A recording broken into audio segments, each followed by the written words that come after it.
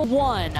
They sold out tickets in 8 minutes here in Columbia, South Carolina, hosting their very first Super Regional.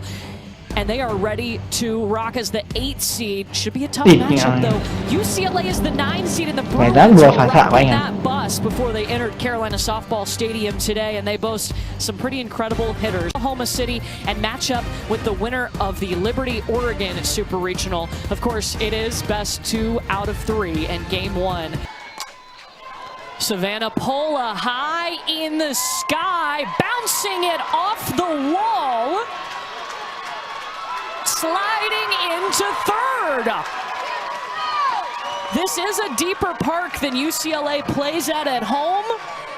I think at home that would have gone. Out. Swinging early in the count. Let's go. This is a rise ball that's up, but she's able to get barreled up with it. And you're right, at home, this is out all day. But in this ballpark, the hardest ballpark to hit home runs. It's a pitcher's favorite to pitch in. Gets the triple on the first pitch she saw. Pola has now reached in her last 10 games, and that brings us to Jordan Woolry, who has set the second most, RBI in a single season with 82, and she's got a runner at third.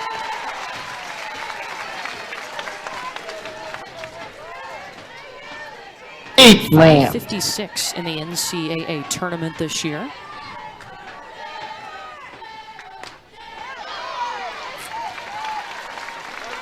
And I think too, Courtney, you think about the first inning, hosting Super Regionals at home, the adrenaline, the heart rate, all the things play a factor in that first inning. And it's, on the flip side for UCLA, I mean, they love to hit. So it's almost like you feel more pressure when you go out there on defense, especially as a pitcher, to set the tone for how you want the game to go.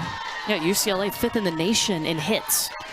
I think at times it definitely benefits first game to be able to come out swinging right out of the gate. Yeah, and Kelly Inoue Perez had said they want to come out aggressive.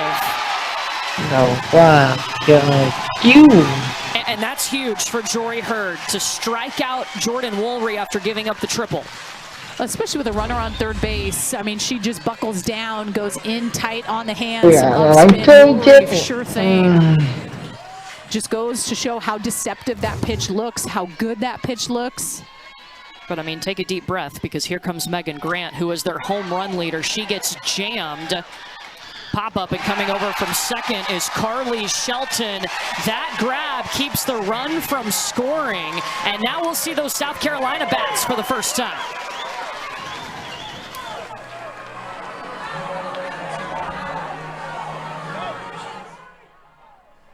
And then brought just a different mindset and experience to South Carolina.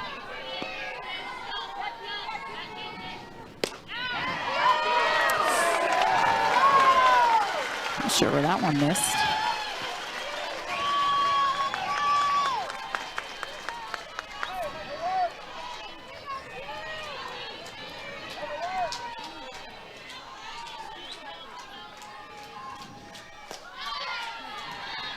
There's the first strike coming in from Caitlin Terry, a player for UCLA this year. Last year we saw her just pitch and carried a huge load. Now she's pitching, hitting, plays right field when she's not pitching. Well, and I think better for it. Post-game press conferences, she really talked about being able to help herself on both ends. Last year, obviously, with injuries at times with Taylor Tinsley and Caitlin Terry having to carry a different type of kind of load in the circle, I think it was like, all right, let's just make sure we can keep her healthy for pitching. So kind of being that two-way player. She got a couple at bats last year, but two-way player all the way this year. Worked herself back into this full count. To stay alive. Lilio is their top hitter when it comes to average, 360 on the season.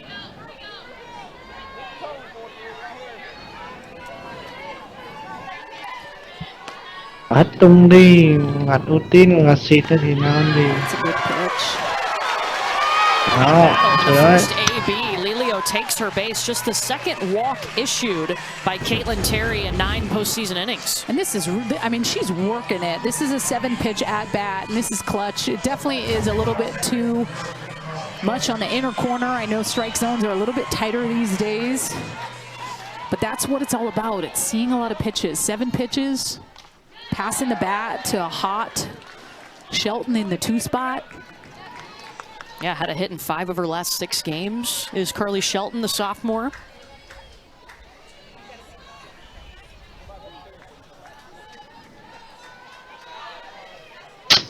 Sitting Reynolds.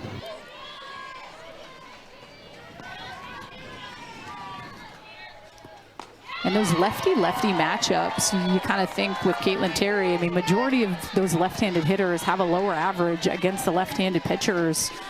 Carly Shelton, 385 against righties, but 281 against left-handed pitching, which is still not a bad average, but Mid ở đây đấy chưa? lower with the lefty-lefty matchup. You don't tend to see as many left-handed pitchers in our game as you do righties. Không lên mấy cái chuyện đấy không? Yeah, there's 3 left-handed hitters in this South Carolina lineup. This is the second one, 2 at the top, and then in the 7 spot. Chỗ này bắt nạt em 5-0 rồi. Center, it moves, and Jessica Clements tracks it. Nó bắt nạt em. Nhau về đi đó anh chết đi nhau ạ. À, nhận chết rồi. Now our first righty-lefty matchup with Ariana Rodi, the transfer from Charlotte, single season record, home runs with 17. Single season record, 48 walks.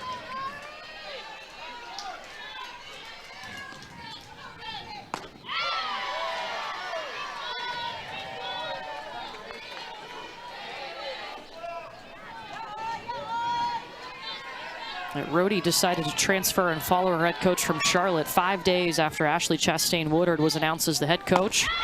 She was like, I'm coming too.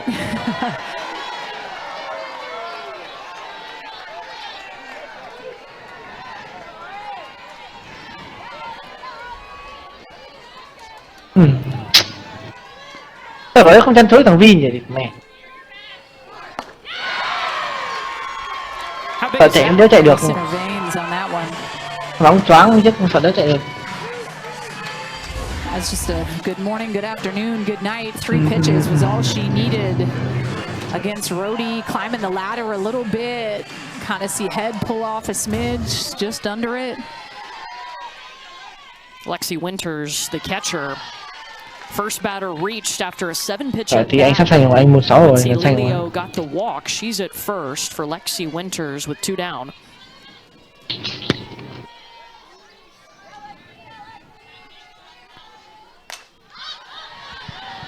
This will be into the stands. Up on the roof. Không biết, thằng nó dỡ rồi. It's a great ballpark to host a super. First time they've ever hosted a super regional. Yeah, it's pretty incredible. First time me being in South Carolina, getting to see it. Pretty What do you special. think? I'm digging it. Found some cute coffee shops. I mean, the facilities are beautiful. Haven't met Don Staley yet, but thinking maybe we might meet some way or another. We'll have to go see the Don Staley statue they just put up. 2 balls and a strike to Lexi Winters.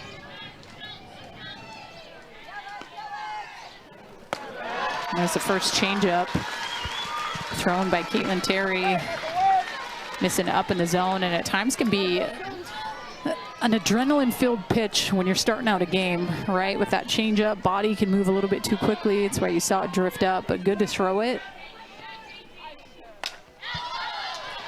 This will be back behind the screen.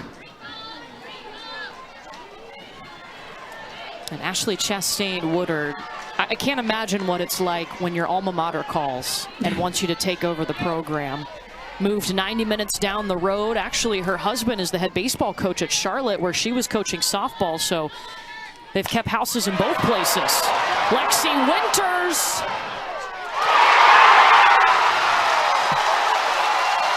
Welcome to Super South Carolina.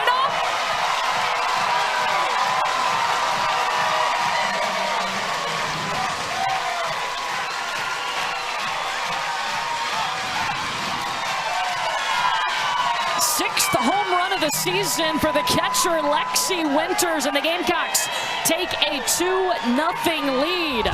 Gosh, she gets a hold of this one, Court. Not fooled by the upspin on the outside part of the plate and just takes it dead center. Clements tries to track it, but high fences out there in the outfield and gets over center field wall. I mean, that's a tower with how hard it is to hit balls out of this park.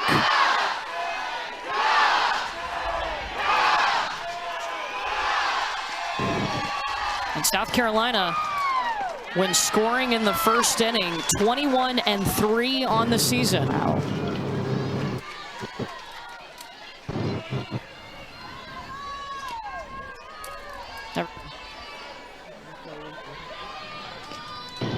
This is Ella Chansey, the third baseman.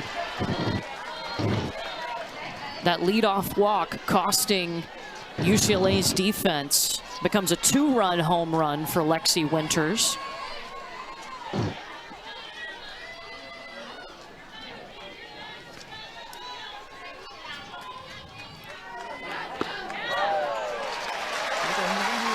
And Chansey will take her base.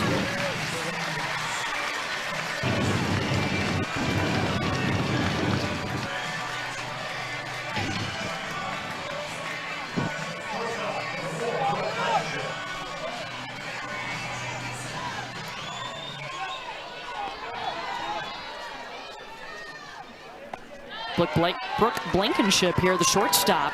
A couple of free passes issued by Caitlin Terry. The walk to lead off, and then they hit by a pitch just now for Ella Chansey.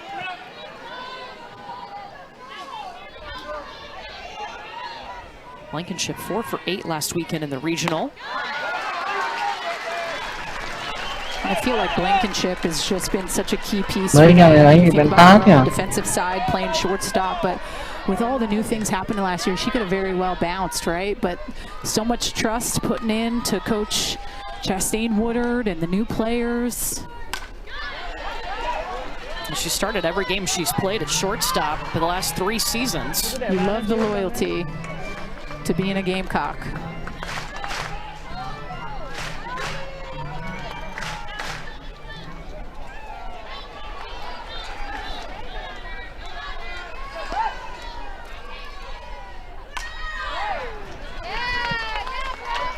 Last weekend in the regional, UCLA only allowed 1 extra base hit.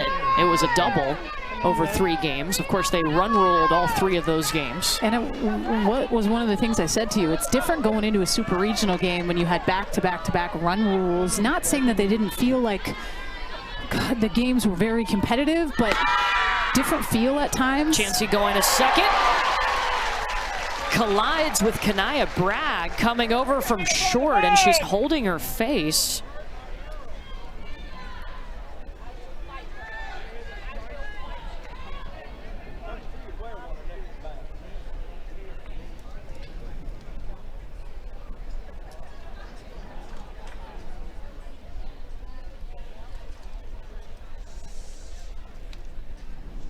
May Cordero is the athletic trainer for South Carolina. Còn thế ở dưới ranking nhá. Kanaya Bragg coming across. Knee to the face mask of that helmet. And then kind of the way she fell back, hits her head on the dirt. A little bit of impact. Anh đâu, sao đó nó phải chạy kinh đi.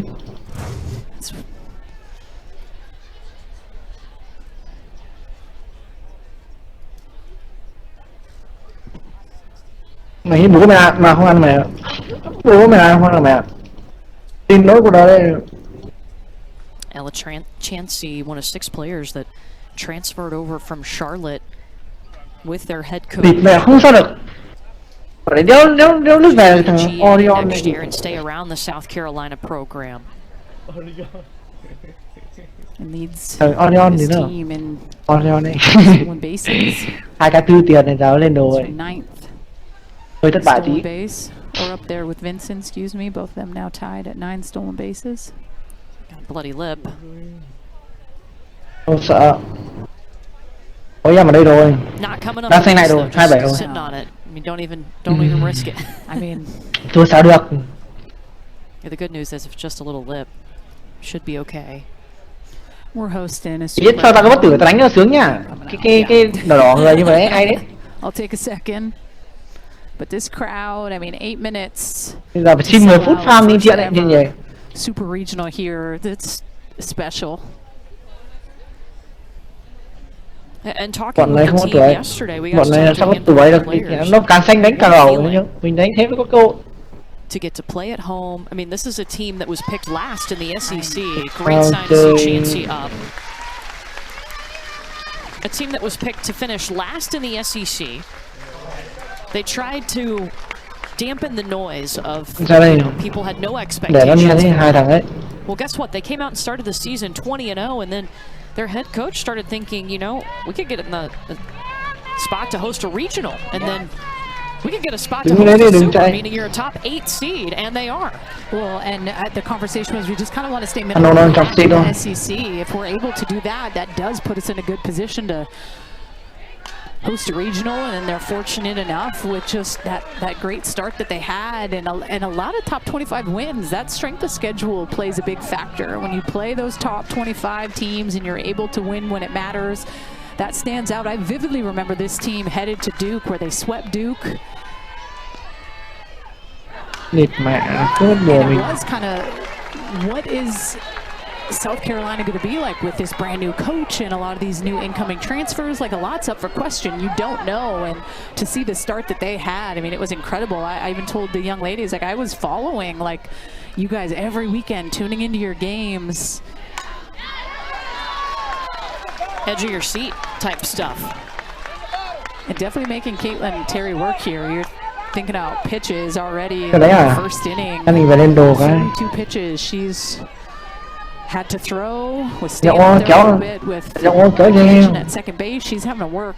And this will be the 9th pitch to Blankenship. And we're about to see 10. And what separates this team, when I really look at them, and UCLA is very similar, but 186 strikeouts, 251 walks.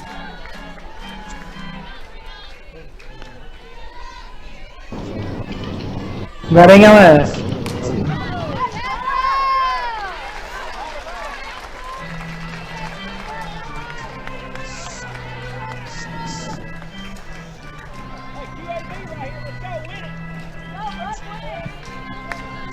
Không được cái gì. Không lỗ lắm đâu. From Gainesville to Columbia, South Carolina, welcome in. Trên tí có tiền lên đồ. Taking the lead, and the 11th pitch of this at bat, Brooke Blankenship sliding into second. Another run comes home, and look at the Gamecocks go, hosting their very first super regional against a program that has won more national titles than anyone else. Courtney Lyle and Danielle Laurie with you. South Carolina got a 2-run home run from Lexi Winters, and they just brought another run across from Brooke Blankenship. Well, and it's been the length of the at-bats, right? They're seeing a ton of pitches. Caitlin Terry, well over 30 pitches thrown in this inning. Scrappy and working and fouling pitches off to the point where they wait for a pitch they can do something with. Blankenship gets another ribby on the board here for South Carolina. Listen, this is a statement. Hosting first super regional ever. 3 spot already here. A team that was picked to finish last in the SEC. They said, that's fine, doubt us. Started the season at 20-0, tied a record, and then just kept on going. 6 series wins this year against top 20 opponents.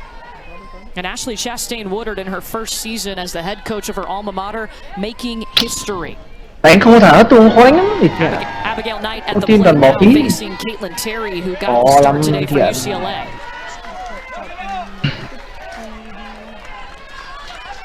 Anh chết rồi. Phải có vài cái tung, 2 cái tung, 3 cái tung, các kiểu đấm phát lên luôn. Quá lắm, tự nào tự ăn là khó đấy. Lâu lại đấy, không lại bây giờ. The winner in the off-season and that grind, and then more importantly, like what they've been able to do, the competition, the conference play, like they are a battle-tested team, and I think those are the moments where you need to remember, especially if any nerves heading into a super regional. Like, yeah, you get to host, you get to sleep in your own beds, but there's probably some. This is the first that they're getting to experience at home, and man, right out of the gate, let's go. I mean, they're 21-3 when scoring in the first inning this year. Cái đấy thôi, đẩy đi, nó ở trên đấy rồi, chứ tốt rồi. On UCLA, Riley Slimp has Emily Vinson. Anh chết thì có tụi này rồi, không sợ. Left a runner on third in the first inning. Savannah Pola had a triple. But Joy Hurd getting the start today, and for South Carolina, it is a true staff mentality. Nhanh rồi đấy nhá. Well, you have to rely on each other with how much hitting has continued to keep evolving in this game, and the pop and the power and the technology and all the things. It's tough for one arm to do it all by itself. You have to be able to have different looks from different people. And that's something that South Carolina has done all year long and done a really good job. Đàm yếu quá. Chịu. Here's Alexis Lefty Ramirez in the DP spot today for Jory Hurd. 15 and a third innings pitched now in the last couple of postseasons. No runs allowed. Left a runner on third in the first inning. Rồi nghèo nó hay đen đó. Thế nó hay đen đó. And Lexi Winters trying to help her pitcher's cause behind the plate. Rồng kìa. Tatum Stolding is our home plate umpire. Vẫn còn, vẫn hút được. Hard hit. Ôi, chịu rồi. Definition of the hot corner. Hại đầu hàng thì cứ chết là anh em lại đầu hàng. Chịu. Ashley Chastain isn't sure what she's going to do when Ella Chansey's not playing third. Ra sổ còn sống còn cơ hội thắng thiện. That's a good piece by Lefty Ramirez, and that is a heck of a defensive play. You got to tip your cap on the solid defense. Now the shortstop, Kanaya Bragg. UCLA, a team when you look at them this year, you can't help but notice their offense. Top in several statistical categories. They run every team last week at the regional. First time in program history that they've won 3 straight run rule games to start a regional. In fact, they set a program record this year, 28 run rule wins.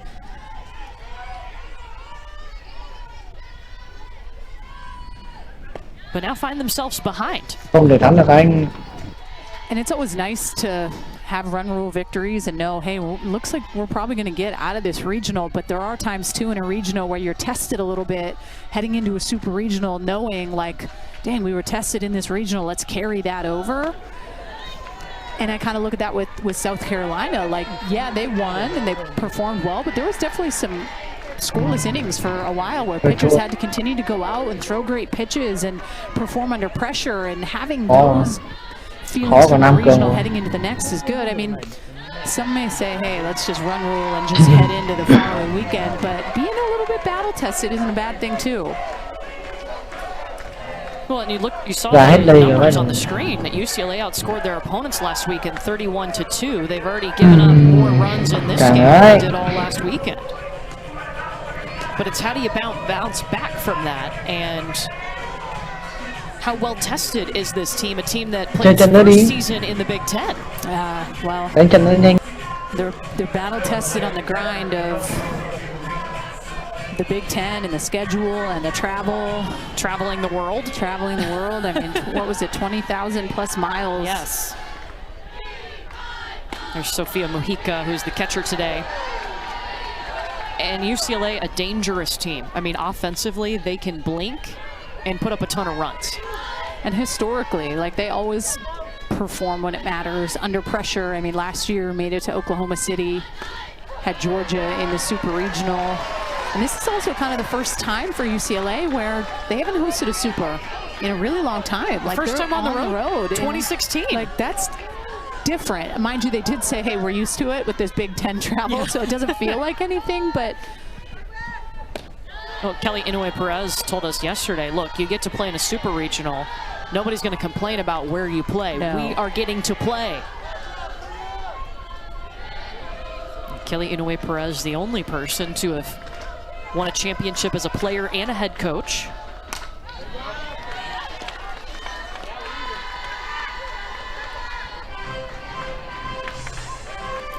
I will say, first game, UCSB, it took UCLA the first time through the lineup to put up any runs up on the board. And that was their first game right out of the regional, and that was something Coach Kelly Inouye-Perez mentioned in that little interview. Give us a second, that first time through, let us kind of calm the nerves, get adjusted, and then you'll see how they make the changes. And then they did right out of the gate. Sometimes it does take a minute or two to get settled. Full count to Mojica. Fair ball. Chansey's got it. Flashing the leather at third a couple of times for Ella Chansey.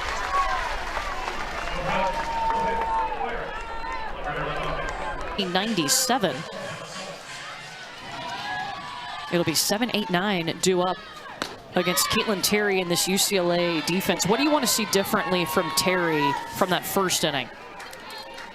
Turn the swagger up a little bit. I feel like when she has this cocky confidence about herself, it shines through.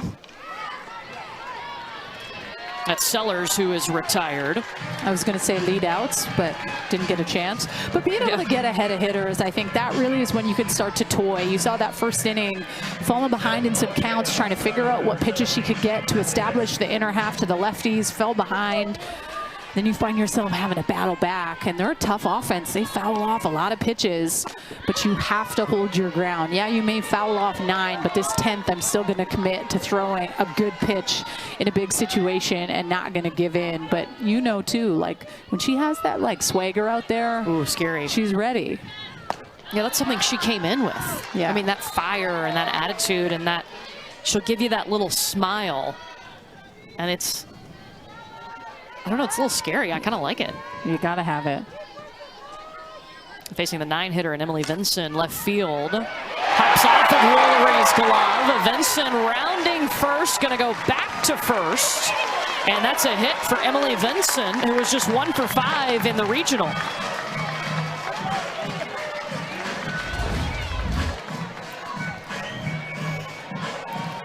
I kind of feel like this is a play Jordan Woolry needs to make. She needs to get it before the hop.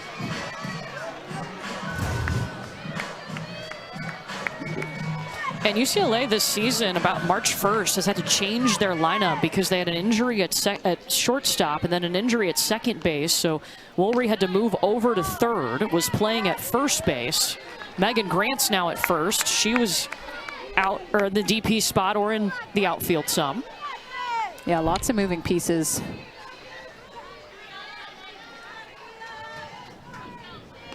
There's Quincy Lilio, top of the order. Had a 7-pitch at bat to lead off this game and got the walk, came around to score on the home run.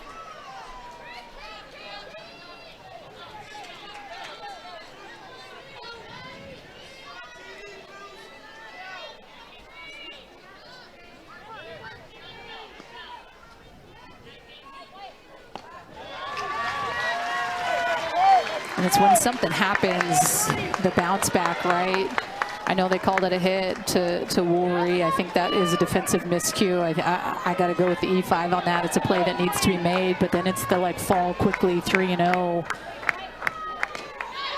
So maybe throwing more pitches at times than she needs to because she's playing catch up a little bit and falling behind in counts.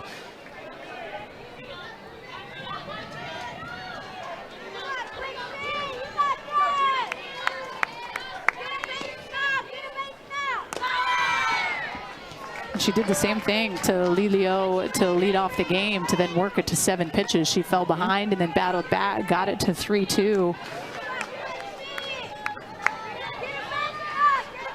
Lilio, the transfer from Oklahoma, won 3 national titles there and now has been almost an X factor for South Carolina. High hopper back to Terry, going to second to get the lead runner. And Lilio will get to reach on the fielder's choice. Well, it is the best 2 out of 3, of course, in Super Regionals, and this one matches up with the Oregon Liberty Super Regional. Winners will advance to Oklahoma City and the Women's College World Series. What a fun weekend Supers is. Carly Shelton up at the plate, South Carolina native in her sophomore season. Courtney grew up going to camps at 8, 9 years old at South Carolina. Like, those are the feel-good stories. Hard hit ball up the middle. Lelio sliding into third. Run gets away. She's going to hold. Carly Shelton at second. The 2 hits in this inning for South Carolina. And a really good job by Carly Shelton in the 2 spot. She's just keeping it simple. This is a curveball that's down. She goes down and gets it, hits it right back up the middle. I mean, South Carolina looks like they're just in control in all aspects right now. And it just seems like UCLA is uncomfortable. They're not giving me the vibes of last weekend and bouncing around and cheering. Like, you just get this different feel. And Kelly Inoue Perez with a visit out to the circle to Caitlin Terry and Sofia Mujica, who's behind the plate. Kelly I does call the pitches for this battery. Addison Fisher is working in the pen. We didn't see her last weekend. She was not feeling well, was under the weather. She is was the top-ranked recruit in the nation coming in to fill out this pitching staff, a UCLA staff that has 3 pitchers with over 100 innings pitched on the season. But now you got one of South Carolina's best hitters in Ariana Rodi. And you can't stress the importance for UCLA right now with 2 outs to try to get out of this inning with no runs. And then on the flip side for South Carolina, like, pedal to the metal, that fearless mentality. Let's go. You cannot score enough runs.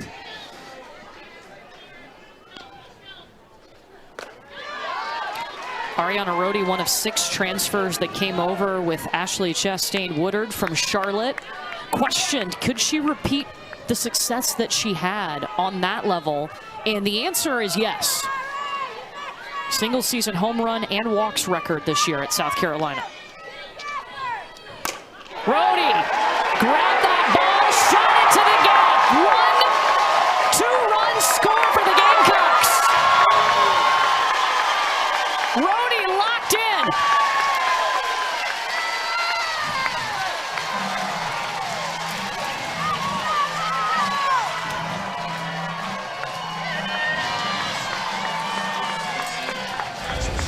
Well, in the at-bats that South Carolina is putting together, I mean, this pitch is just left a little bit too much over the heart of the plate. Curveball could have been a little more on our hands, but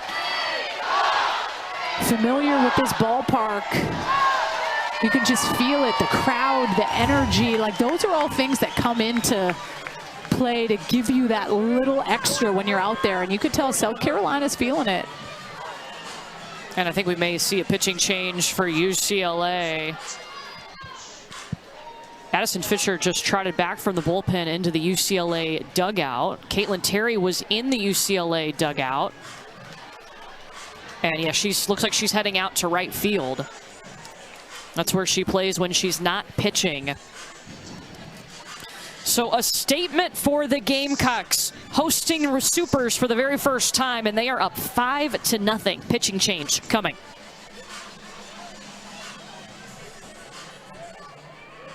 For Caitlin Terry, she's now in right field, and Addison Fisher will begin with Lexi Winters, who all she's done today is hit a 2-run home run in the first inning.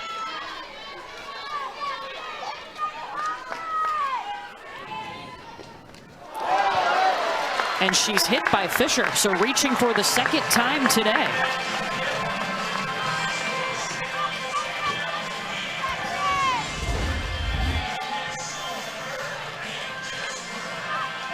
Ooh. Ouch. It's the postseason. You shake it off. You shake it off and you welcome it. Yeah, I'd probably be doing a little walk down the line. Give me a second. Ella Chansey knows what it feels like. She was hit by a pitch in her last AB.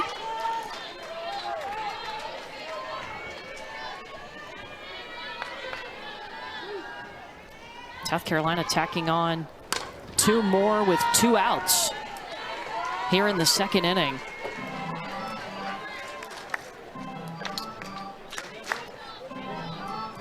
Gamecocks with 2 outs, 4 for 5, and they've scored all 5 of their runs.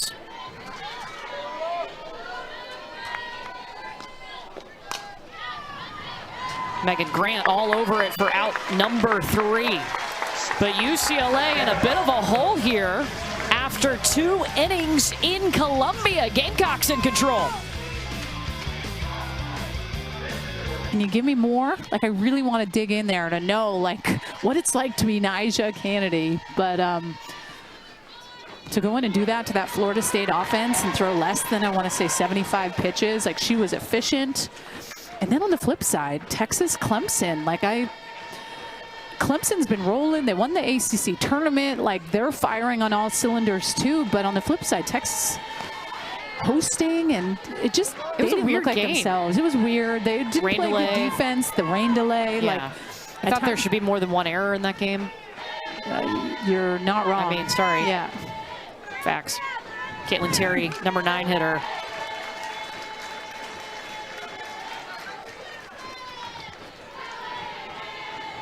But now, like, you know, 1 sleep for Texas, and they got to get ready. I know. Season on the line. Well, last year they felt what that was like against Texas A&M in the Super too, when their backs were up against the wall. UCLA's got to flip the switch too here, down 5-0. It was a 2-run home run and then an RBI double in the first inning. Second inning, a 2 RBI single. Caitlin Terry got the start in the circle, but shortest outing for her. She's now in right field and batting in the 9 spot. And Jory Hurd has gotten South Carolina off to the start they needed. Jory Hurd and Sam Gresh are the 2 main arms for the Gamecocks, and so important to each other. Yes. You could even just tell when they're sitting down talking about how locked in both of them are and in sync. And I think having that trust in one another, there's zero jealousy with anything. Second strikeout for Hurd.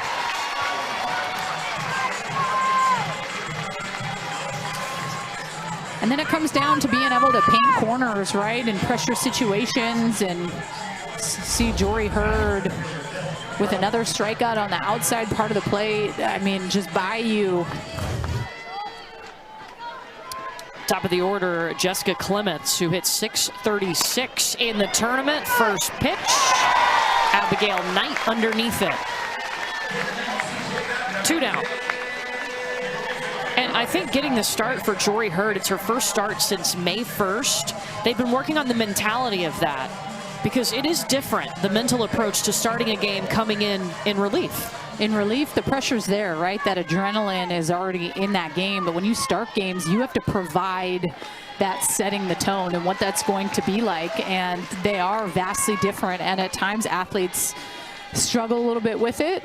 See Sam Gress getting warm in the bullpen. Jory has been working with Joe Rabba, who is their mental performance coach, who's actually the brother-in-law of head coach Ashley Chastain Woodard. He's got a PhD in sports psychology.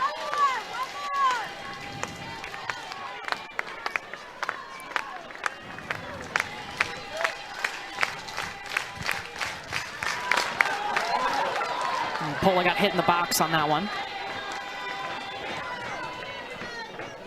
Savannah Pola, the only hit in this game for UCLA. It was a triple in the first, but was stranded there.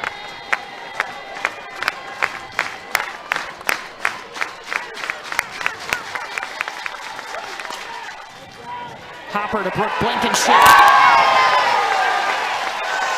I mean, you talk about an efficient inning. Momentum all with South Carolina.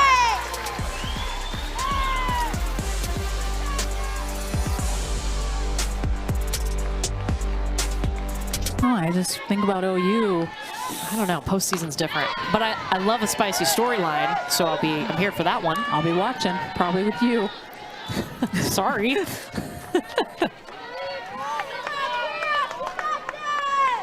Brooke Blankenship is leading off. Here in the bottom of the third, all 5 runs for South Carolina have come with 2 outs.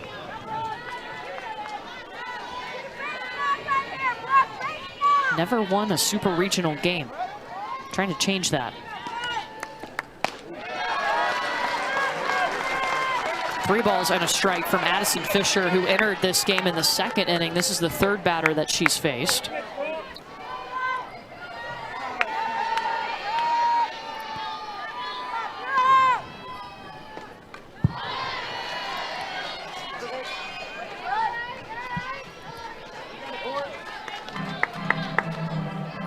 Fisher not making an appearance in the regionals last weekend and coming into a situation.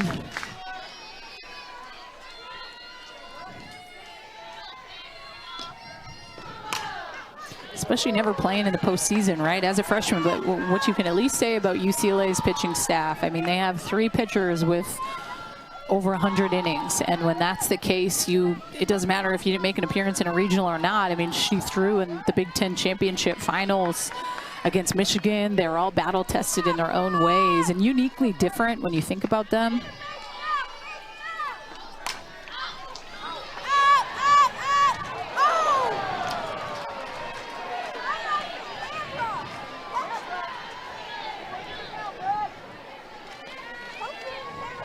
Fisher, the #1 overall recruit, was the Gatorade National Player of the Year last season in high school. I mean, man, Brooke Blankenship, again, just a veteran AB right here. Well, and that's what they've done all game. They've just, this is a 20th pitch that she's seen on the day. Like, geez, that's a statement that this offense does make, though. They walk more than they strike out. They see a lot of pitches. They have very competitive at-bats, pass the bat mentality. They make it not fun to be a pitcher. Like, I don't want to throw you 20 pitches already. I want to throw you 6 and be done with you. Like, and that's the mental battle sometimes that a pitcher has to face when you're going up against this type of a scrappy offense. You have to be mentally better. Caitlin Terry's got it in right field. Another great AB for Brooke Blankenship. Well, the Women's College World Series returns to Oklahoma City. The action begins Thursday, May 29th at noon Eastern, live on ESPN. For more information on the 2025 Women's College World Series, go to ncaa.com, the official online home for all 90 NCAA championships. UCLA has been to the Women's College World Series 32 times. South Carolina has only been there 3 times, the last one coming in 1997. You better believe if they make it, they'll quickly get up that 2025 on the outfield because, yep, Hanover right there. They already put up the Super Regional. Better believe it. I love it. They also got an extra Wi-Fi network set up for this weekend. I mean, let's go. It's just showing up big. Looks all shiny and white out there on the field, on the wall. There's Abigail Knight, the right fielder.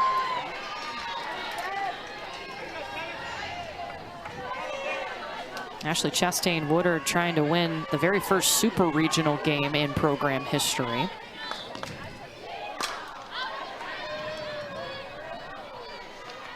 Slimp grabs it in left.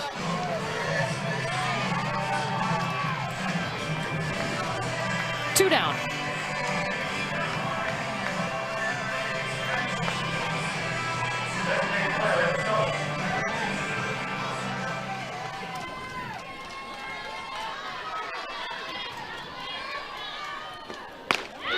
Emma Stellers will take a big cut at the first pitch she sees. She's hitting a career high in average at 302. She's never hit over 300 in her career. Well, I'm waiting for her opportunity. Natalie Heath was in that DP spot for quite a while, and Sellers has stepped up. Can't take her out of the lineup. It's jammed there. Kanaya Bragg cleaning it up at shortstop. 3 up, 3 down. That's what UCLA. Smile on her face, she'll step in and face Jory Hurd, who struck her out in the first inning. Since Savannah Pola hit the triple in the first inning, Hurd has retired 8 of the last 9 she's faced. Yeah, she's been on point. It comes down to hitting good spots. She's been money on the location. Throwing a little bit of cheddar in the mix. And being able to get ahead of hitters. I mean, that really is when you look at the difference in how UCLA's pitched and how South Carolina, getting ahead of pitchers or hitters, excuse me, is key. Pops up just on the skirts of the infield. Running in is Lilio, and Woolry retired for the second time. Jory Hurd has held opponents in the tournament to just 2 for 36 now. Yeah. That's incredible. .057. I mean, that's when you want to be playing your best softball in the month of May, trying to get to Oklahoma City. I like her getting the ball today, really, with how she's been throwing. Last weekend in the regionals, she was dialed. And Coach Ashley Chastain-Woodard was just saying, like, I believe, you know, her getting the start, I do feel like she's going to be able to carry over just kind of her performances from regional and how she's been throwing, and you're seeing just that. Megan Grant got the ball down in left. Second hit of the day for UCLA. The first one since that triple in the first inning. Well, for UCLA, this second time through the lineup, you can't get back in it with one big bopper, right? It's trying to manufacture and just pass the bat mentality. And Megan Grant getting on base here. Riley Slimp had the line out to left field. Her last at bat is trying to just put together productive ABs. Slimp just a freshman, but Kelly I, her head coach, has told us, I mean, how much this program means to her. There was one time this season she didn't run out of play, and Kelly took her out for a little bit. She was devastated, apologized to the team, and was like, I'm going to work even harder. But it's the little things that matter. Well, and just the standard of excellence at different programs. And, you know, you fall below the line, listen, you can't sit with us. Like, you got to do the little things. We wear pink on Wednesdays. Yeah. But she hasn't done it since. Was very apologetic, and to some it may not seem like that big of a deal, but I will tell you, like, college coaches, the littlest things, running out ground balls hard, like having just good juju coming into the dugout after a bad inning, picking teammates up. There's the littlest things that they focus on, because it's a 7-inning game.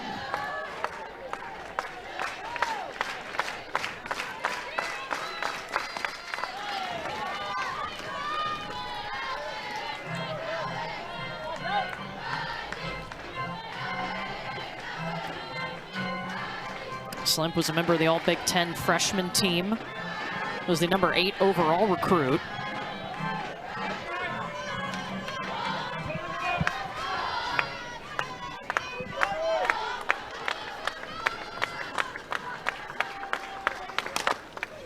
And these are good spots, Courtney. Like, you look at that last pitch, 1-2 count. I mean, we're throwing heavy velo in on the hands. We're not missing. We're instilling that little bit of fear on the inner half of, like, hey, this is my plate. And then that opens up the outside part of the plate for her as well. But I can respect a pitcher that goes hard in on the hands of righties and lefties.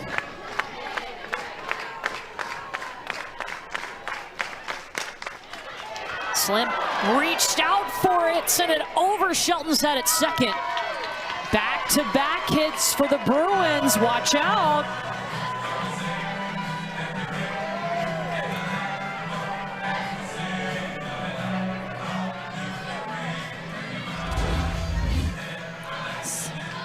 Good at bat, doesn't even have to finish her swing, just barrels it up.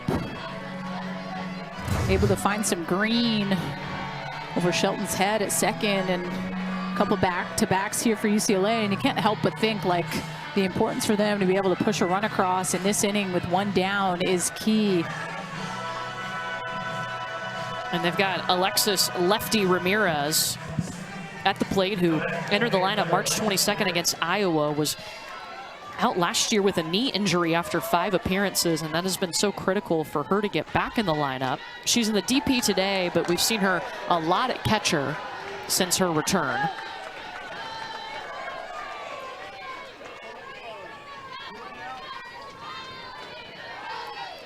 .424 average with runners in scoring position.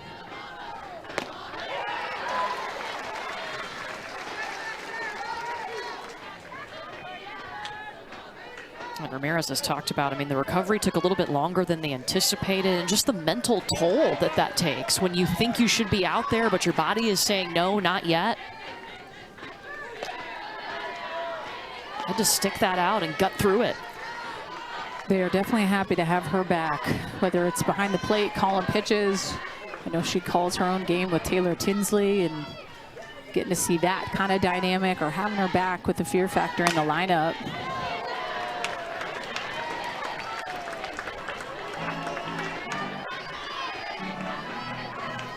you can just kind of tell with certain athletes, like as soon as we finished kind of our meetings with those athletes who walked out the door, and what's the one thing I said to you, I was like, oh, I would have loved throwing to her. Yeah. Like, you can just tell that just kind of connection that you'd be able to have and that confidence in your battery mate behind the plate.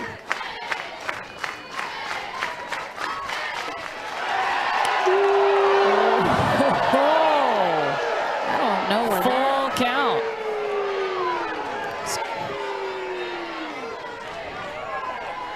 May just throw it out there. I think she might have missed that one.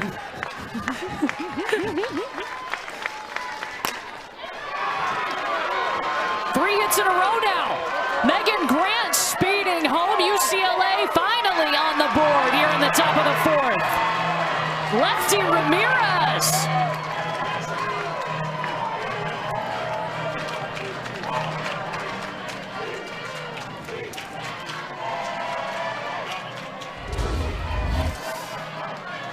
She takes advantage. This is a curveball on the outside, and she's able to just kind of pull it to the left side.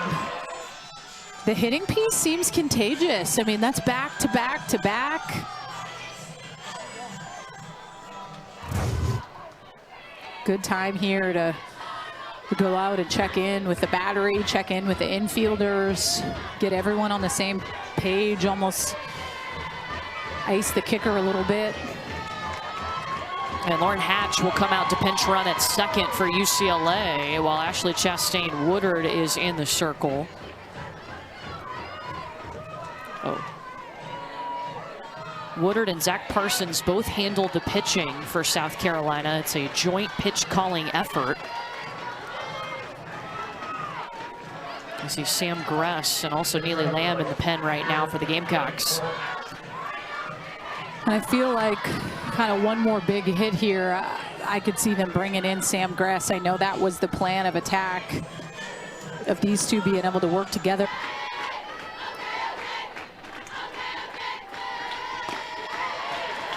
And freshman shortstop Kanaya Bragg. See, Lisa Fernandez, who's the third base coach this season, she took over the hitting. Obviously played at UCLA, was a pitcher, but also could smash it. Yeah. So she comes up with the report, and then it's a staff effort between her, Bubba Nichols, and Will Oldham that help execute that plan.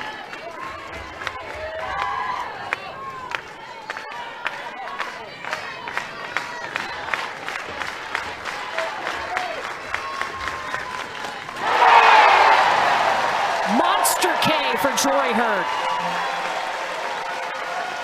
Third today. Well, this is just straight heat by you. Obviously has a little bit of wiggle, a little bit of curveball, but you can just tell, I mean, you got to go back to back.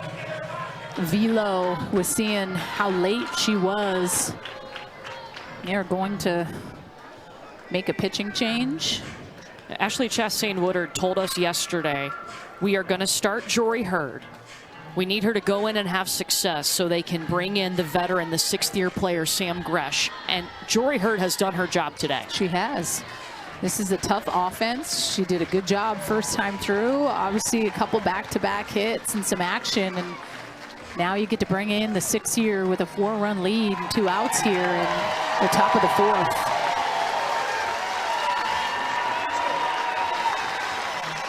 So a pitching change, we will introduce you to Sam Gress as Jory Hurd is relieved after the start today. All right, go find that love. You only get 4 years or 6. Yep. Mujica waited on it, found some grass, scores another run for UCLA. It's 5-2.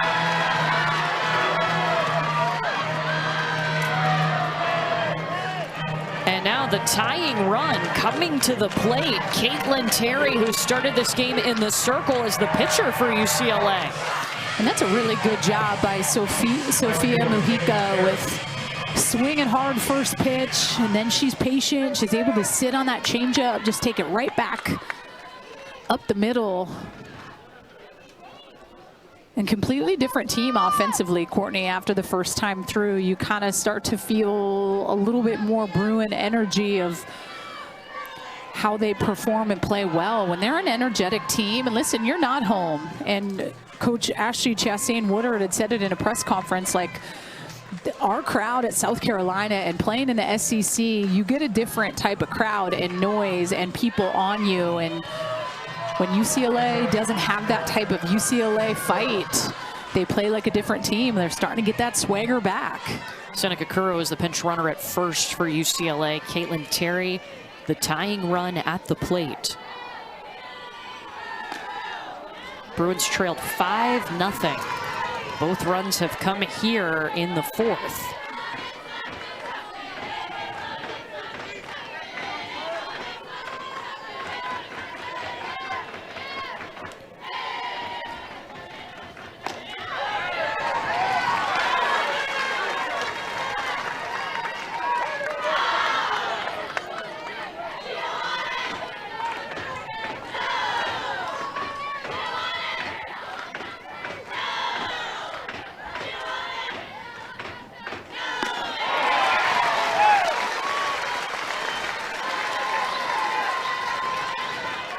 Caitlin Terry last weekend at regionals, 4 for 9, had a big 3-run home run, just her second home run of the season. But Gresham ahead, 1-2. Well, if I'm Sam Gress, I'm going to be living on that outside edge to Caitlin Terry, especially with the way that her ball kind of wiggles with that screwball and has that rise. If you can get a little bit of tail away, I think you can get Caitlin Terry on the outside part of the plate.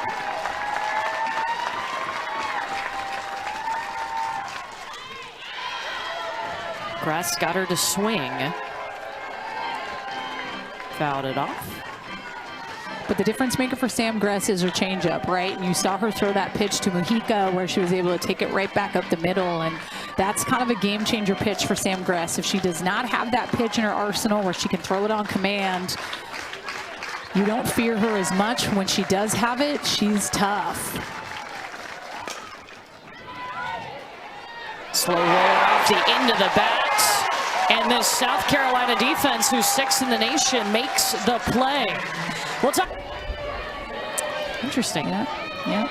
Team Canada, you play a Listen, lot I of played in Washington. It was cold there, but yeah, you know, 40 degrees, not ideal. Top of the order, Quincy Lely. Oh, popped up but shallow. Megan Grant says it's mine.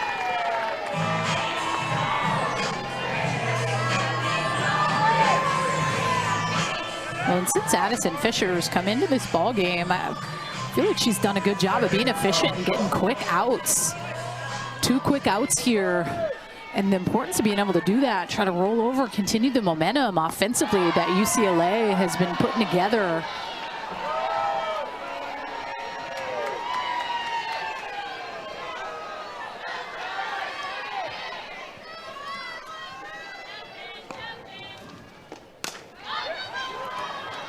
Shelton. Pola. 6-pitch inning for Addison Fisher and her defense. It is super important if you're UCLA, coming off a 6-pitch inning by the freshman Addison Fisher to try to keep the momentum together.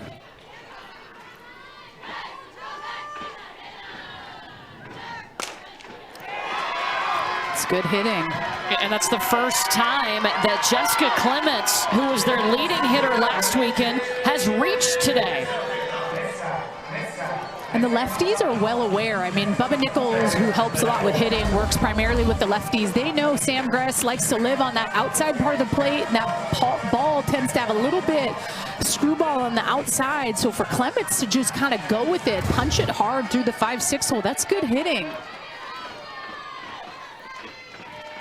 Now Savannah Pola. Back-to-back lefty hitters to start the top of the lineup for UCLA. And you mentioned Bubba Nichols.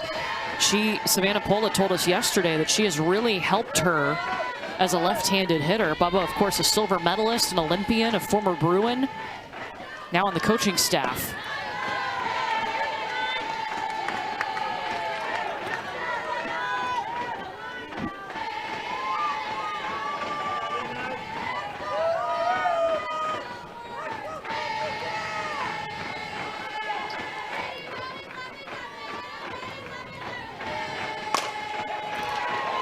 Stavipola, back-to-back hits.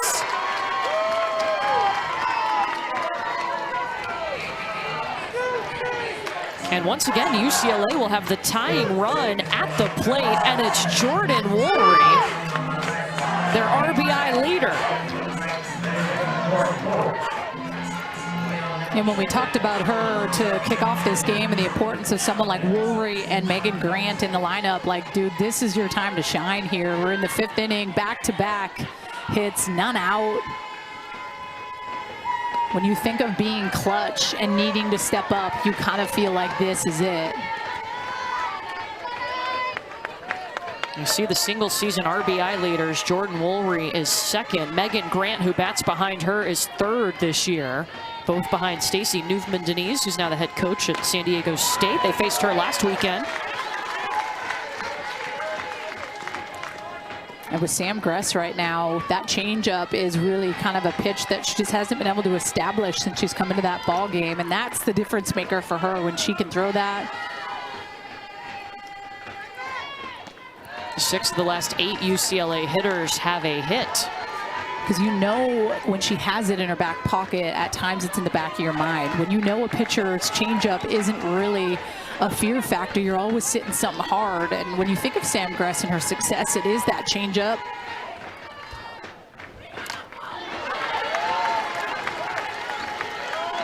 But there are times, Court, where you go out there and a pitch doesn't work and you don't have it, and that's when you have to be able to rely on a different tool. And it starts with up in the dome, like, all right, changeup isn't working. How can I still be able to attack these hitters, work location, focus on utilizing my defense?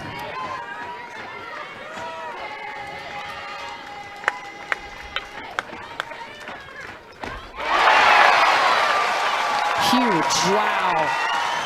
That's the 2nd time that Woolry struck out today. And that's a good job of just owning the inner half, the rise ball up and in, no doubt. That's what I'm talking about. Hey, if the changeup isn't in my back pocket right now and I don't have that pitch, let me go with something else and I can climb the ladder on the righties.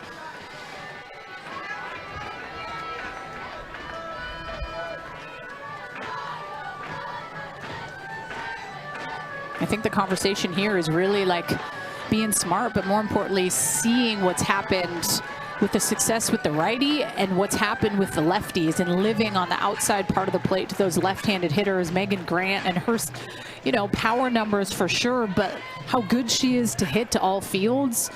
So it's being able to kind of figure out the plan of attack against her.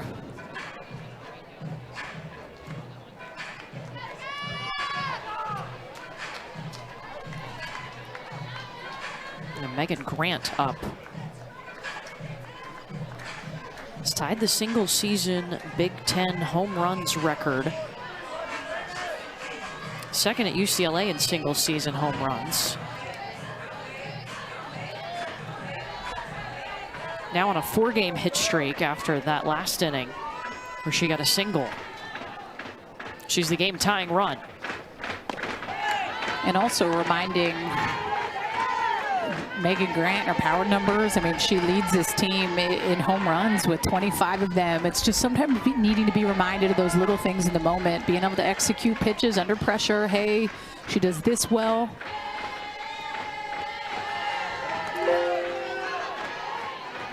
She went back to a more natural stance for her. Travel ball just felt right. I'd say it's paid off.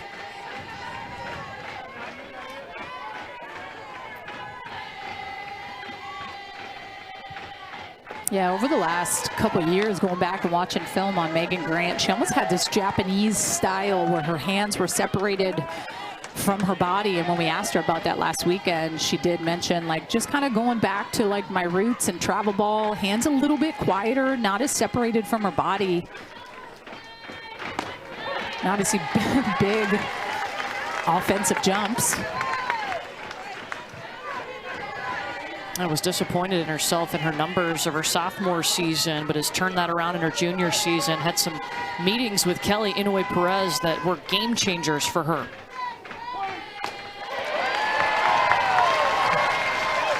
Gress works back to a full count.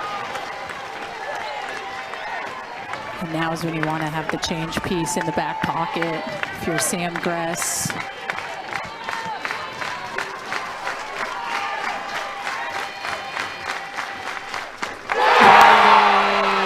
Get out.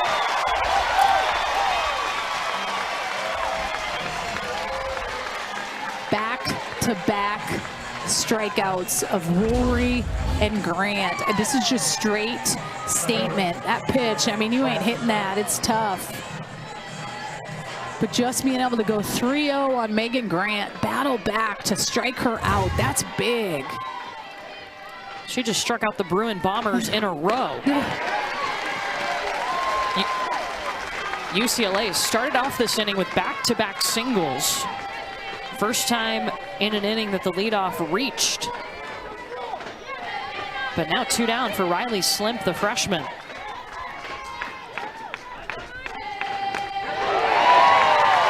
There is something great about when super regional matchups line up against teams that haven't played each other, because going in as a pitcher knowing you haven't faced these hitters and they're seeing her for the first time, it's a different type of confidence you're able to bring into the circle.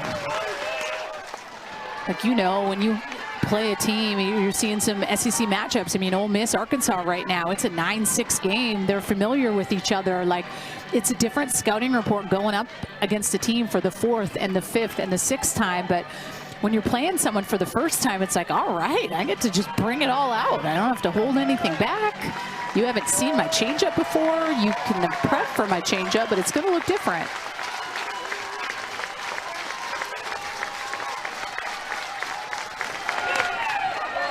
Pop up. Chansey.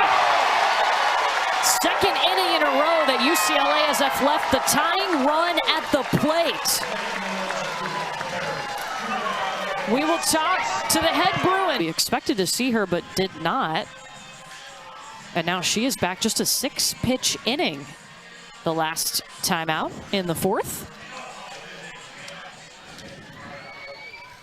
UCLA has been close. They've had the tying run at the plate 2 times and left it there. South Carolina took a 5-0 lead after the 2nd inning today.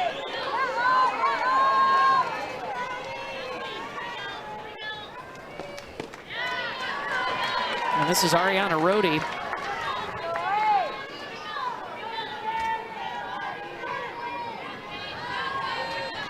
Already a 2 RBI single in the 2nd.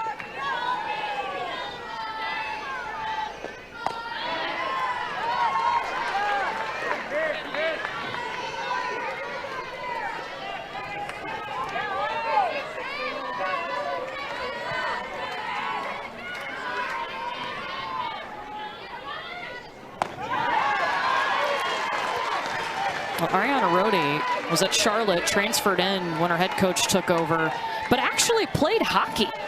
3-time state champion on the ice.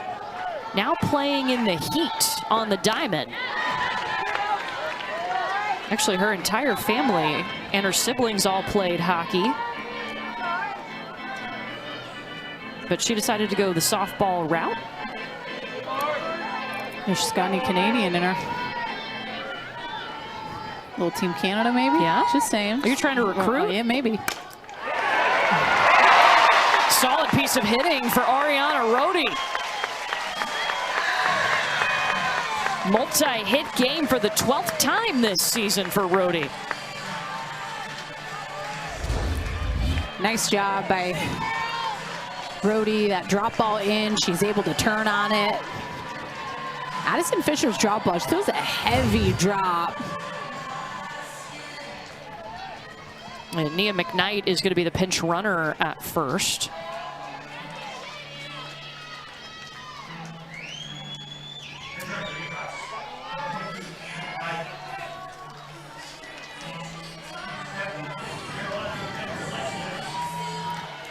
And you may think, oh, that was kind of like a hockey slap shot for Rohde, but actually she played left-handed.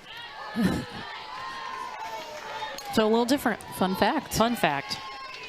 Fun fact, I, as a Canadian, never played hockey. So let's throw that out there for you. Not all Canadians play hockey. I will say, though, you've got some history in your family with curling, right? Yeah, my aunt, the 2002 Salt Lake City silver medal, Kelly Law. I did not curl. Yeah, the winter sports weren't my thing. But with the curling, what was the lingo that we had chatted about? Oh, a curling tournament is a bonspiel. A bonspiel. I mean, we should bonspiel one time together. The studio crew, maybe in OKC. Yeah. Find a curling rink at bonspiel. We'll get on that. Let's send it back to the studio with Matt Schick. Maybe he'll be interested in a bonspiel.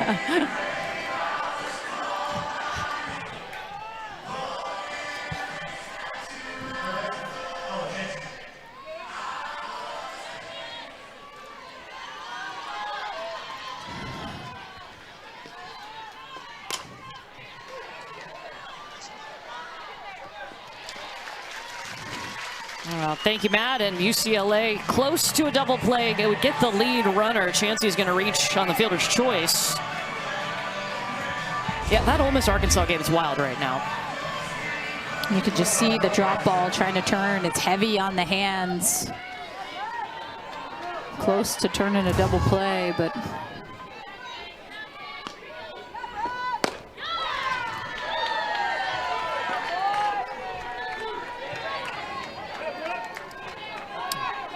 Brooke Blankenship.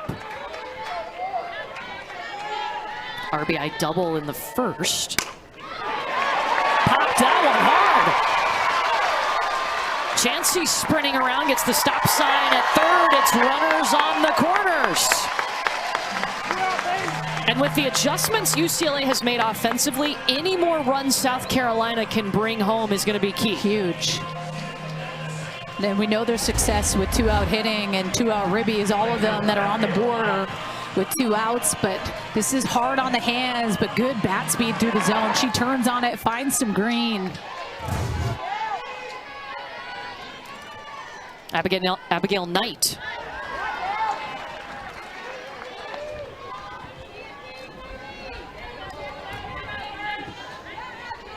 Oh for 2 today. 3 for 8 last weekend with 3 RBI in the regional.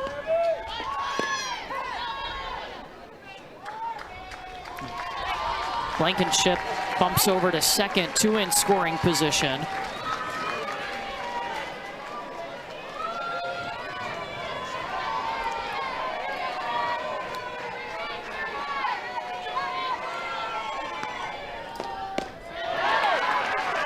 Three-ball count.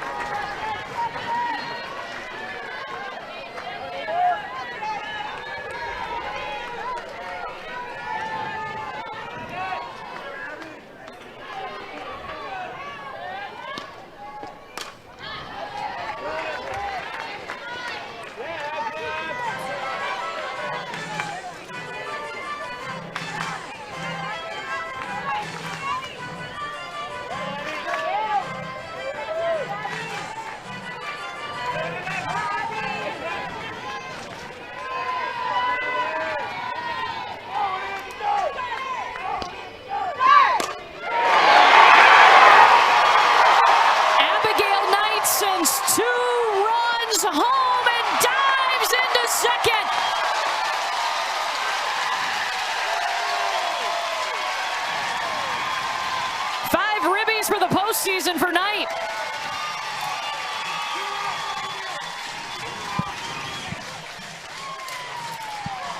And this just couldn't feel more clutch.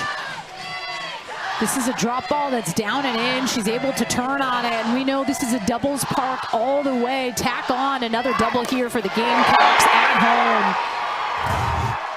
2 more clutch ribbies with just the way that UCLA has been swinging it. It just seems important to add a couple more insurance runs. She's one of the toughest outs in the lineup, no doubt about it. All their runs coming today with 2 outs. Emma Sellers at the dish right now. Gamecocks with 2 outs, 6 for 10.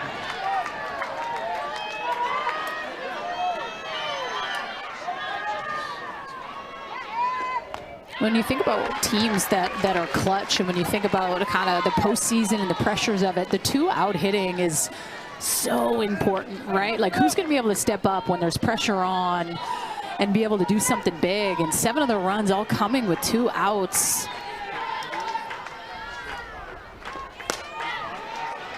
This one will hop slowly to Pola. And South Carolina leaves a runner in scoring position, but they tack on 2 more. Gamecocks up 7-2 after 5. Lefty Ramirez leading off here for UCLA, who has last 2 innings had the tying run at the plate, but now South Carolina has added 2 more runs back to a 5-run lead. The Gamecocks jumped out to a 5-0 lead after 2 innings in this game. Facing a UCLA team that run-rolled all 3 opponents last weekend at regionals.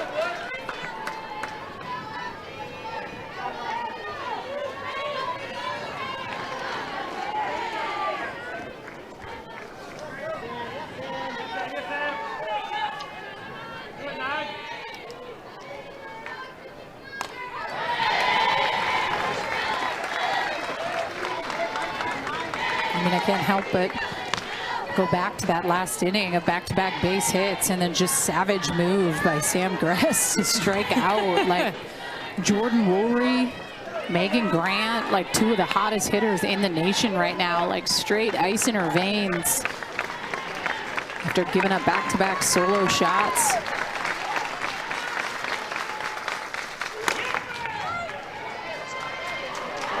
Ground out to second base. We'll have game 2 of the Western Conference Final for you tonight on ESPN and ESPN Plus. The Stars host Connor McDavid and the Oilers at 8 Eastern. Dallas up 1-0 after their 3rd period comeback Wednesday night. Coverage drops with the point at 7:30. Do you want to send our stats guy, Ken Dunlap, into a tizzy right now? We could ask him the last time that a pitcher struck out Woolry and Grant back-to-back. Yeah, right? Like, I mean, they're the top hitters. They're the Bruin Bombers. So now he's got to look that up. I bet it hasn't happened all year. I doubt that it's happened all year. I mean, Megan Grant's only struck out now 9 times this season.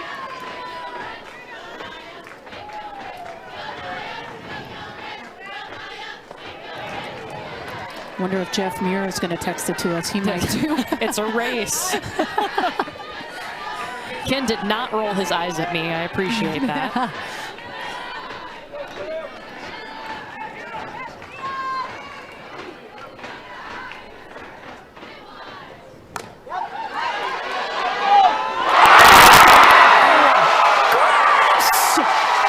Grandma looks good.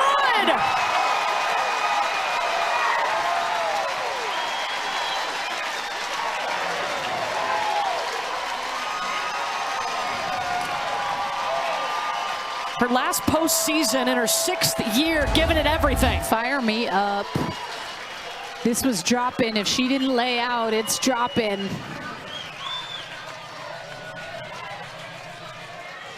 And she gets so fired up after it, just the excitement. You know, she's captain of this team.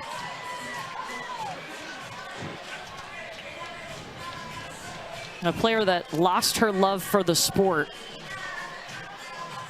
Told us yesterday, after my first 3 seasons of college softball, I didn't like softball, I didn't like who I was becoming, and then I found Ashley Chastain Woodard and this coaching staff at Charlotte, followed them to South Carolina in her 6th season. Her teammates call her grandma.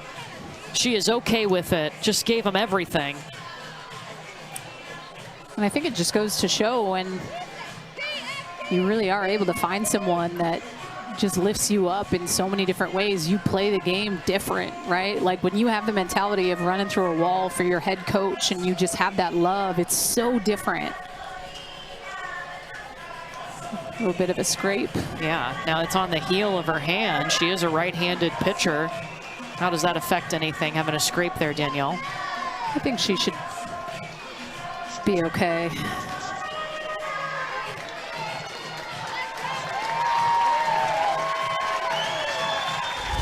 Well, we want to take you back to regionals. There was a run down here, and she dove and got a little cut there on her hand, and you just saw the training staff working with that again. That was just last weekend.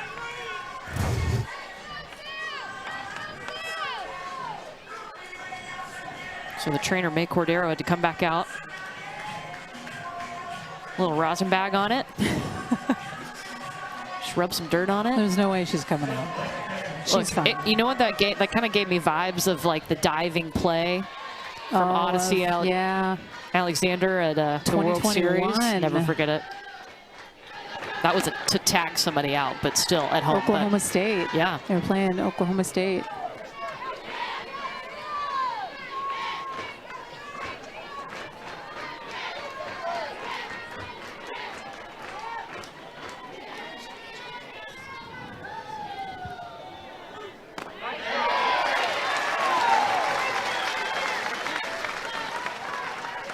We have an answer. Ken Dunlap, everyone. Woolery and Grant, no back-to-back Ks all year. Oh. Confirmed. Thank you to our stats team. Rob's working on it too. I'm going to shout out Jeff Muir just in case.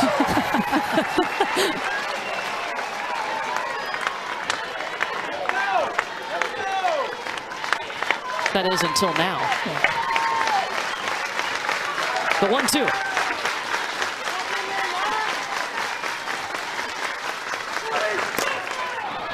Sophia Mojica grabbed it to left. She's on with 2 outs. Had an RBI single in the 4th, so a multi-hit game for the 6th time this season for Mojica.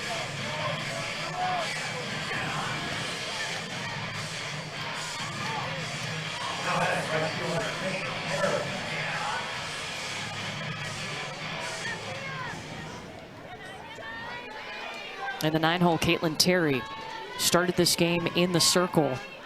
It was her shortest outing of her career, was pulled, put in right field, stayed in the lineup. They brought in Addison Terry as UCLA found themselves quickly down 5-0. Last weekend in the regional, they only gave up 2 runs total. Well, and you're seeing adjustments that Caitlin Terry's making standing in the box. I mean, she is on top of the plate, knowing that Sam Gress likes to live on that outside edge, has that screwball, can climb the ladder.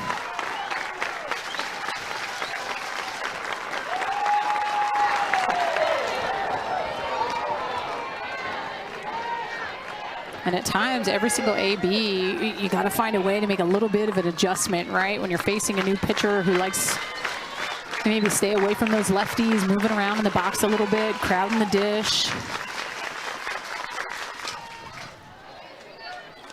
But I will say, we haven't had to see Sam Gress really throw her changeup. I feel like I've seen it maybe 3 times since she's come into this game. And I mean, if she could get out of the 6th inning here without having to throw it again and maybe show it again in the 7th, like that's kind of like a weapon that I have going into tomorrow. Like the less you can see of my best pitch gives me more of a competitive advantage going into a game 2.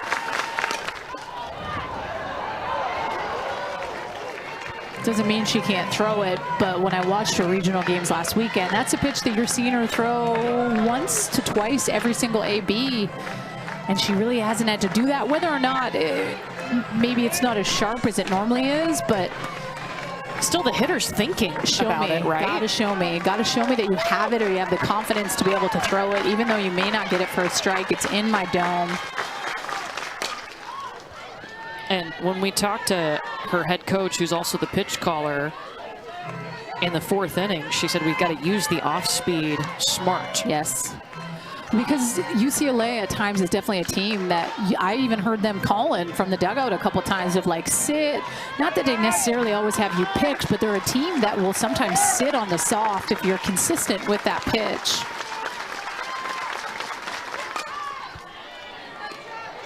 This is the best at-bat that Caitlin Terry's had today. Carried the load, her and Taylor Tinsley last season in the pitching circle, and now is this season pitching, hitting, playing right field.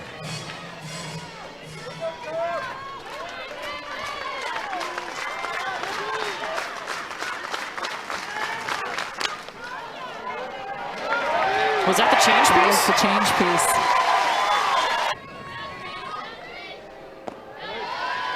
UCLA's largest comeback of the year, by the way, and a win is they trailed Michigan by 4 runs on April 28th, came back to win that one. Trailed by as many as 5 today.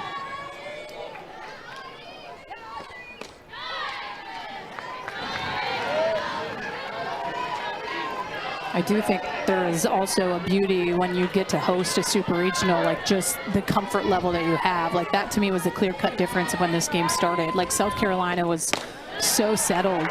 The fans were behind them. You could just feel this contagious energy. And then on the flip side, UCLA just never felt comfortable until probably 3rd or 4th inning. Probably the 4th is when you're like, all right, they're making a little bit of adjustments, but which is cool to see. And you just, you know, you tip your cap to coaches of South Carolina and just the conversations that they're constantly having with these group of athletes. Like it's a weekly thing on that belief and you belong, and to believe that, know your inner circle is all about each other. You just feel fearless, and it's nice to be at home. And at the beginning of the season, when they started the year 20-0, which tied a record at South Carolina, that was the message they were pouring into them early, and Chastain Woodard felt like they made a lot of ground up there in the players believing they could do it. I mean, picked last in the SEC. Well, and with getting so many new transfers, right? Like 9 transfers, there's some kids that are coming in, some women coming in. It's a different conference. The SEC grind is different. So you also have to have this inner belief that I belong here. Like personally, I can step up and show up, because it's the toughest conference in the country. And that's why you look at South Carolina and how they've just continued to stay steady Eddie as the season's gone on. It's because the grind of and gauntlet of the SEC.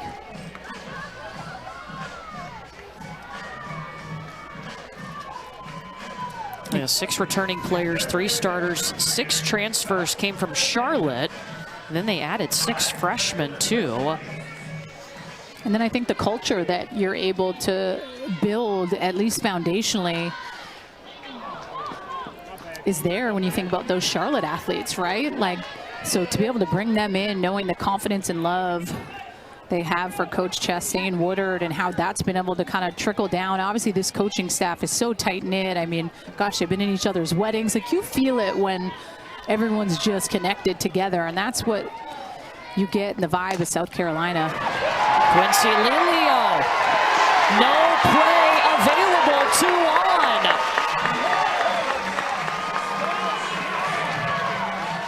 Let's check in with Matt in the studio.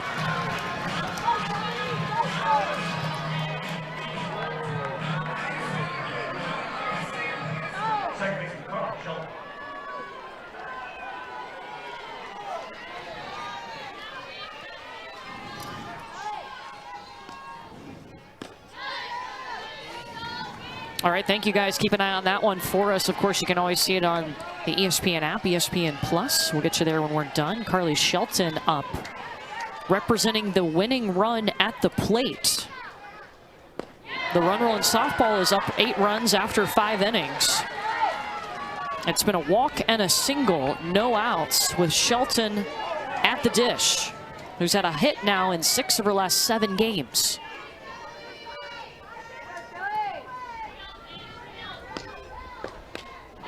Like I said, an athlete that was coming to South Carolina camps as a 9-year-old. And to think about how special like it is to finally get to wear that Gamecock uniform and be a part of it. Those are just the like sweet little memories you look back on grinding in this game.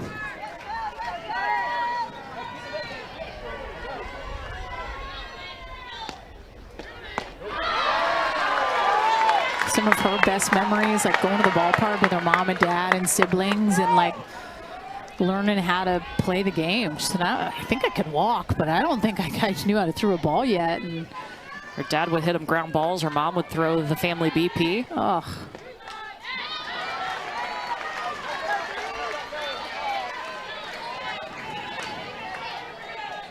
Her brother plays baseball at Florida. Sister played at FAU. We saw her last weekend. Yep. Now she's here watching. Shelton gets it down. Speeding around is Vincent. No stop sign, retreating back to third. Bases loaded, nobody out. Ariana Rodi coming up. The winning run is at first base. Well, and it's the adjustments made. Like, that's not a bad pitch, Courtney. Honestly, she's just on point with the scouting report. She goes down and gets this pitch and is able to stay on plane with it. Not a bad spot by Addison Fisher. Ariana Rodi is the home run leader this season for South Carolina. A single season record, 17 home runs. 12 have been go-ahead home runs. This would be a game winner.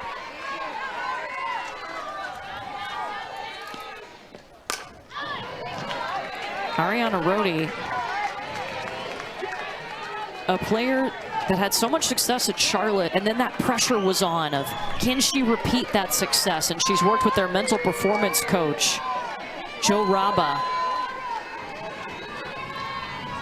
Been outstanding for them this year, taking the pressure off herself.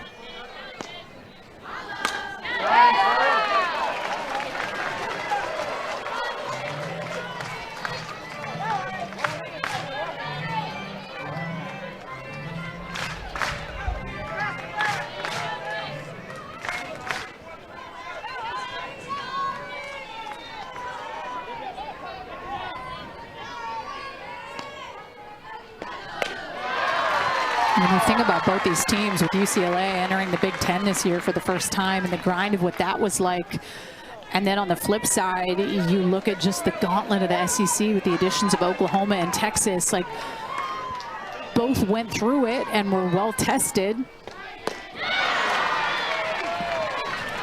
And Rodi strikes out. Addison Fisher needed that, but that is just the first out. Winning run is still at first base. And clutch by Addison Fisher, going downstairs, outside corner, just dirty. But thinking about both these teams, that was something I really thought about with South Carolina. Like, I don't know if UCLA is as battle tested. Lexi Winters plates a run. Now the winning run is at second base. She had the 2-run home run in the first inning to put South Carolina on the board.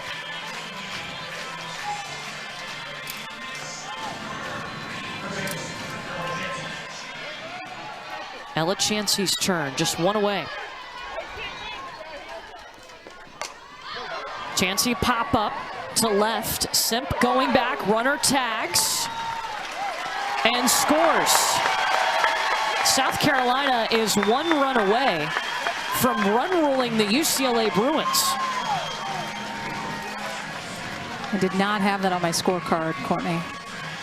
If you're wondering. It hasn't happened yet. I know. Winning run is at second.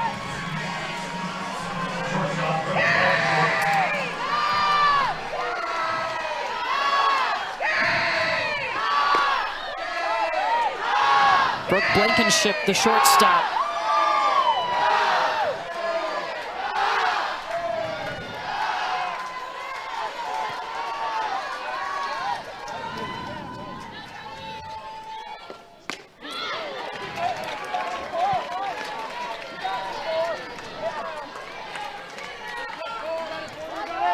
First time ever hosting a super regional, a team that was picked to finish last in the SEC. That's a good adjustment from the last pitch that she swung out of her shoes, in and around the same location. She's patient, knows she can't do anything with it.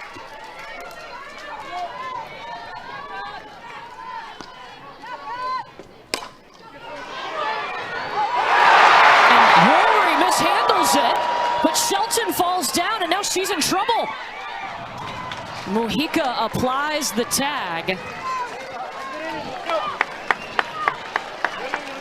South Carolina close to run ruling, but we're going to the top of the 7th, and it'll be the last chance for UCLA.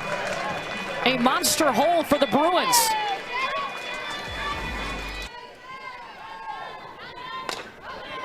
Top of the order for UCLA, Clements, Pola, and Woolry up against Sam Gress.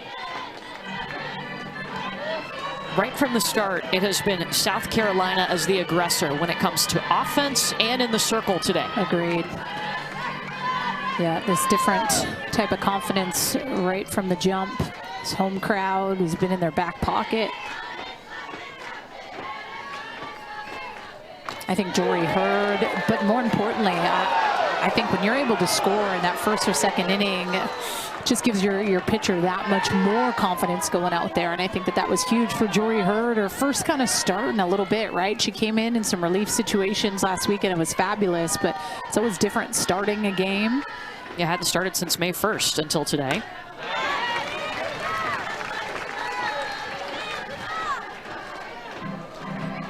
And gave Carolina exactly what they needed. They were able to bring in Sam Gress, their veteran, in the 4th inning.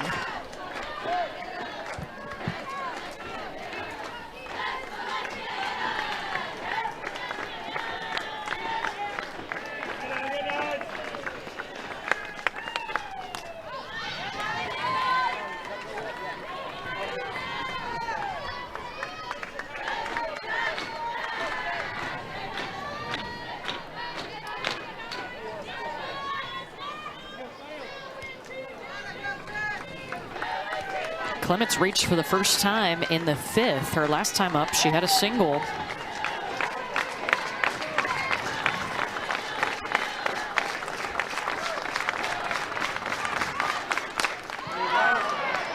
High pop-up, but short. Lelio scooped it.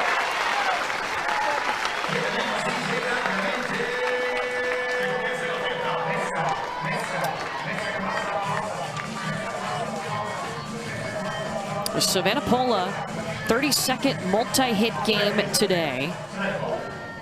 Has had multiple hits in 7 of the last 12 games. A triple and a single this afternoon for the Bruins. There is that changeup. You're seeing it a little bit more in this 7th inning. Maybe threw it 4 or 5 times max since she's been in the ball game. You've seen her throw it 3 times here in the 7th. The last one was the fly out, Lelio. That one hopped in the dirt. Snuck up on Lexi Winters behind the dish.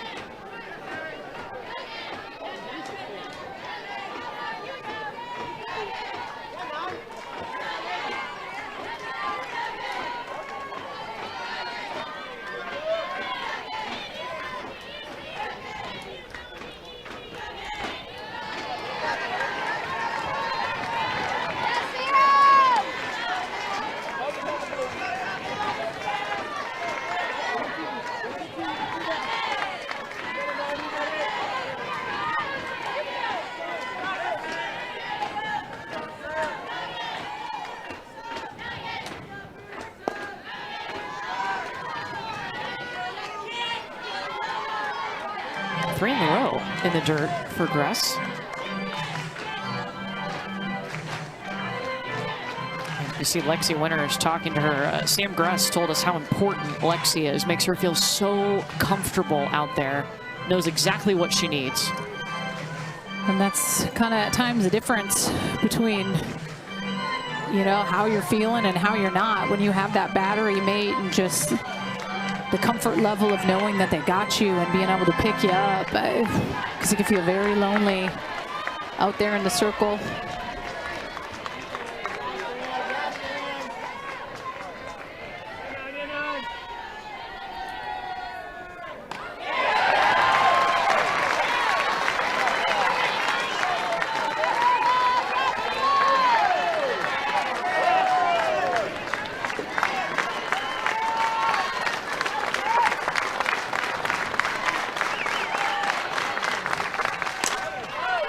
Pola lifting it. Vincent, UCLA down to its final out.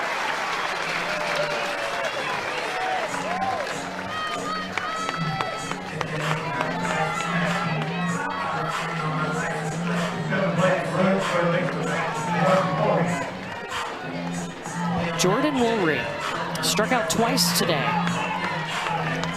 has not reached. Just the third 2-strikeout game of the season for Woolry.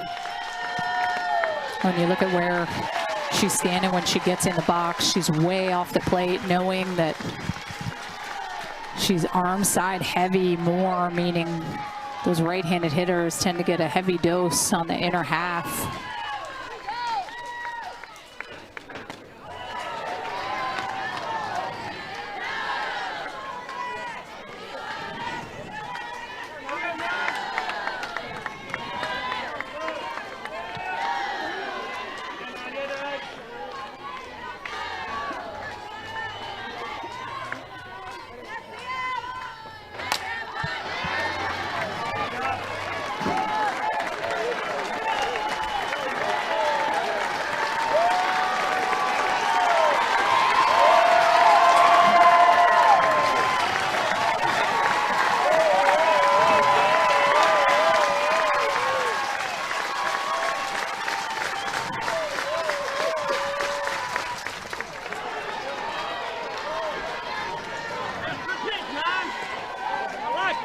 Two.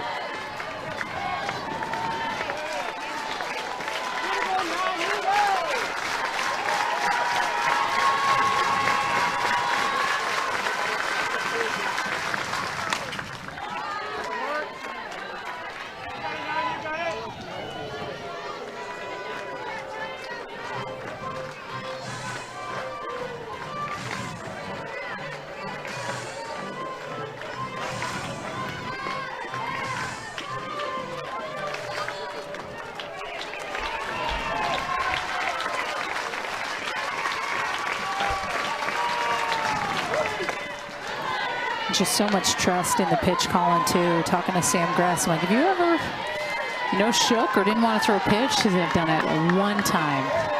Besides that, I have so much trust. Pitches being called.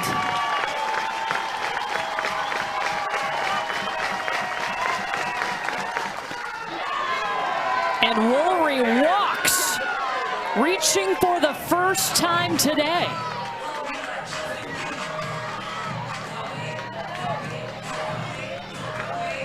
And you know who bats behind her? That would be Megan Grant. Home run leader with 25 on the season. Got a single in the 4th, but struck out in the 5th. First pitch change? First pitch change, and it's almost like you feel like these hitters need to have good at-bats. I mean, 2 down, pretty big difference in score here, but what confidence can you try to carry if you're not able to win this ball game into tomorrow? A good, healthy at-bat to kind of just give yourself a little bit of confidence, because it is, you look at Jordan Woolry, you look at Megan Grant, like at times that team goes as they go. And they have not been able to really step up today. There's been some chances for Jordan Woolry. They had back-to-back singles with Woolry and Grant to come up.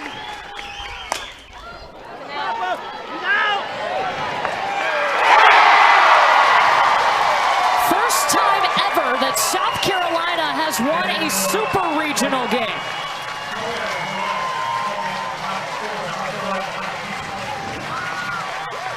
And they hit the gas from the first pitch today. Well, and I feel like you have to have that approach. And they did. Planned, executed.